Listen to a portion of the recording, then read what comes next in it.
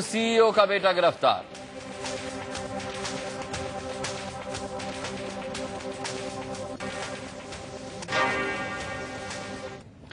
नमस्कार, आप देख रहे हैं इंडिया न्यूज और आपके साथ मैं हूं अनुराग मुस्कान। इस वक्त की बड़ी खबर के साथ विवादित अगस्टा वेस्टलैंड चॉपर डील मसले पर सीबीआई को बड़ी कामयाबी मिलती दिख रही है। मिलान पहुंची सीबीआई की टीम को इटालियन अथॉरिटी ने डील से जुड़े दस्तावेज सौंपे हैं। माना जा रहा है कि इन दस्तावेजों के मिलने से डील से जुड़े घोटाले के असल राज बाहर आ सकते हैं। ये अगस्टा वेस्टलैंड के दस्तावेज हैं जिसे इटालियन अथॉरिटी ने अब भारतीय जो टीम है उसको सौंपा है।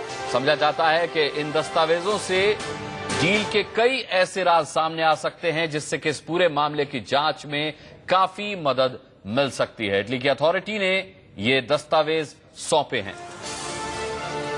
अगस्टा वेस्टलैंड हेलीकॉप्टर डील का ये मामला है जहां भारत की एक टीम बाकायदा जांच के लिए इटली पहुंची थी।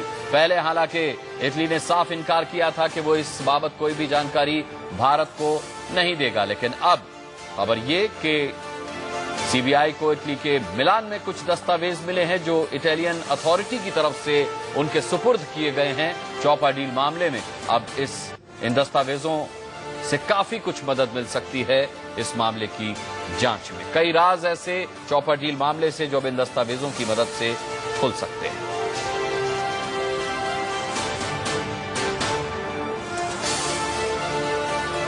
हालांकि पहले इटली ने किसी भी तरह के सहयोग से साफ इनकार किया था, लेकिन अब ये बड़ी कामयाबी भारत के हाथ के चॉपर डील मामले से जुड़े कुछ दस्तावेज इटालियन अथॉरिटी की तरफ से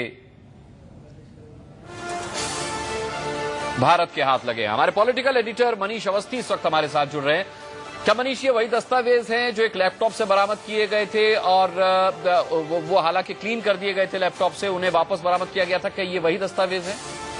देखिए, इतना जरूर कहा जा सकता है अनुराग कि ये वो दस्तावेज हैं जो वाकई एक सुराग के रूप में भारतीय एजेंसियों को जो हाथ दिए गए हैं, उससे एक लीड मिलेगी, टोह मिलेगी, जिसको लेकर आगे जांच में मदद मिलेगी कि आखिर कौन वो लोग थे जिनकी इसमें भूमिका रही है इस चॉपर डील मामले में, घूस लेने में। ऐसे कौन से नाम हैं जिन पर जो उंगलियां उठ रही थी उसमें कितनी सच्चाई है। सीईओ जिन्होंने इटली में जब वो गिरफ्तार हुए थे उसके बाद उन्होंने जो अपने बयान और वक्तव्य दिए थे, इन सारे मामलों को लेकर ये साफ हो जाएगा कि आखिर इन दस्तावेजों से कितनी सच्चाई है, कितनी गहराई है और क्या वाकई इटली सरकार गंभीर है या नहीं। और अगर जिस तरीके से आरोपों की बात कर रही है हमारी जांच एजेंसी उससे संतुष्ट है या नहीं, ये भी साफ हो जाएगा अनुराग। बिल्कुल मनीष, लेकिन ये एक बहुत बड़ी कामयाबी इस लिहाज से भी है कि पहले इटली ने साफ तौर पर किसी भी बाबत जानकारी साझा करने से इनकार किया था। अगर उसके बावजूद हमारे दल को कोई दस्तावेज हाथ लगता है तो इस सिलसिले में बड़ी कामयाबी है।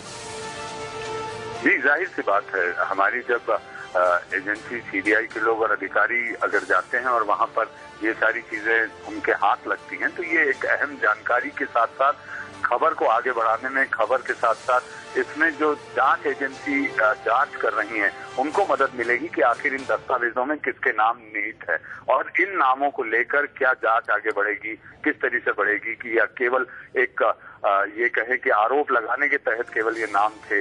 इन सारी बातों के खुलासा करने में हमारी एजेंसियों को मदद मिलेगी।